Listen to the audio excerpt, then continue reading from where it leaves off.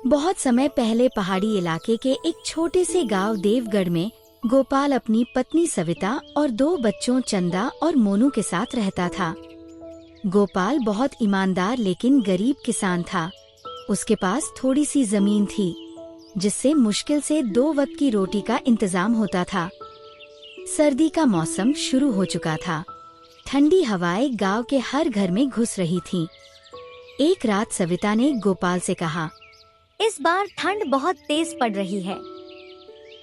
हमारे पास जो 2 कंबल हैं, वो इतने फटे हुए हैं कि ठंड अंदर तक चली जाती है। बच्चों को रात भर ठंड लगती है। कुछ करो गोपाल, वरना बच्चे बीमार पड़ जाएंगे। गोपाल ने भारी मन से कहा, सविता, मुझे भी बहुत बुरा लगता है उन्हें यूं ठंड में कांपते देखना, लेकिन इस वक्त हमारे पास पैसे ही नहीं हैं। रोज की मजदूरी से बस पेट भर पाता हूँ। कंबल लेना तो दूर, कभी पूरा खाना भी नहीं खा पाते।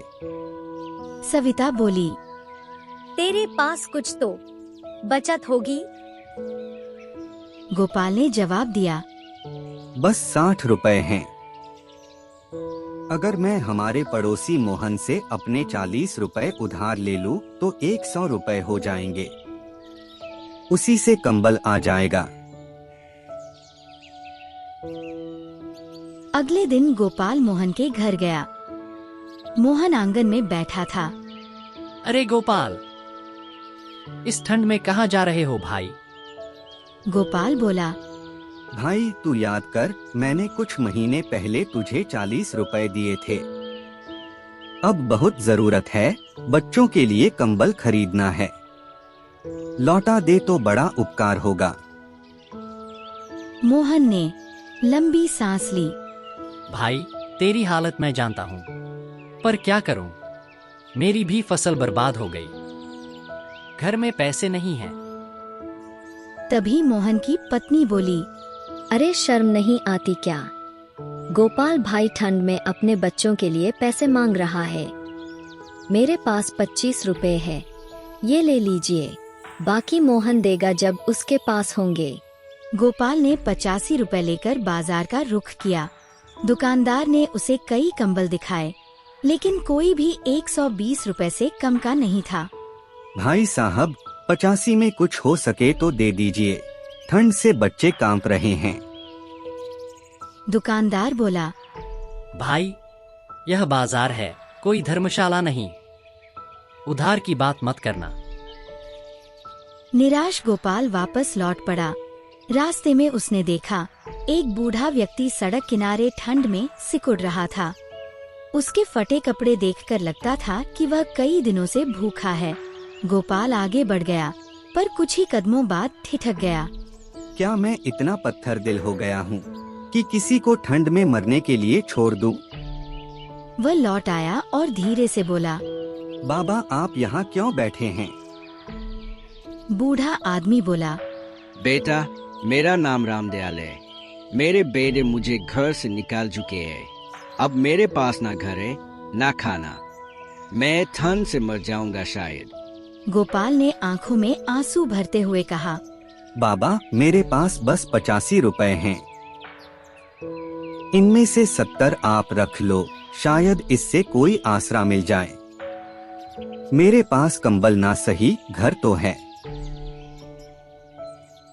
बूढ़ा व्यक्ति कांपती आवाज में बोला, बेटा, तेरा ये त्याग व्यर्थ नहीं जाएगा।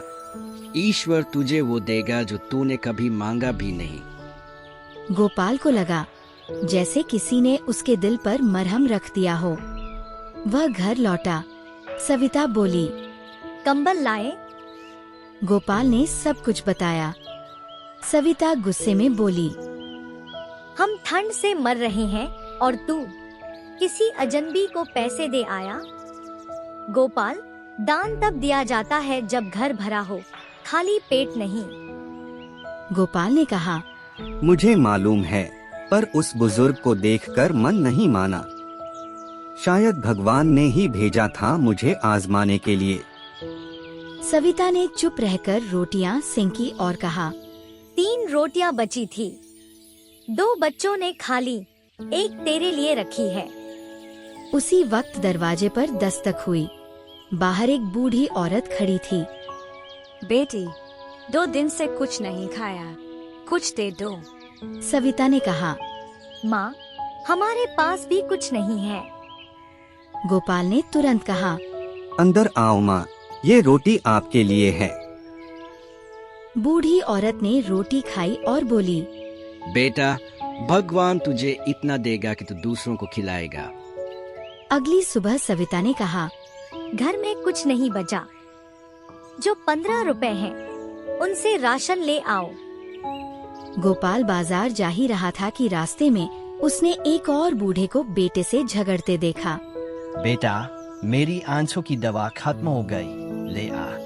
बेटा बोला, मेरे पास पैसे नहीं हैं, खुद ही संभल जाओ। गोपाल से रहा नहीं गया। उसने अपने आखिरी 15 रुपए उस बूढ़े आदमी को दे दिए। भाई, इन पैसों से दवा ले आ। भूख तो हर दिन लगती है, पर अगर आंखें चली गईं, तो दुनिया ही अंधेरी हो जाएगी।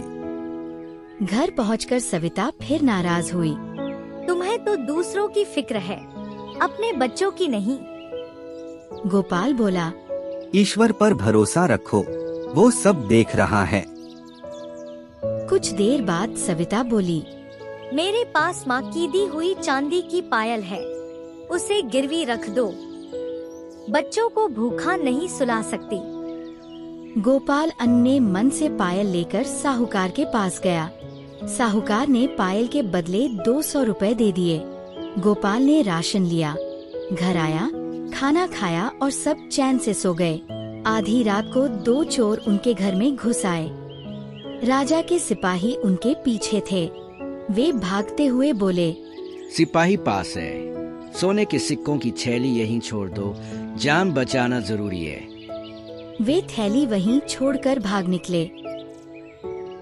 सुबह जब गोपाल उठा तो उसने देखा एक थैली में चमकते हुए सोने के सिक्के रखे हैं। सविता हैरान रह गई। गोपाल बोला, देखा सविता, भगवान देर करता है पर अंधेर नहीं करता। हमने जो नेकी की थी उसका फल आज मिला।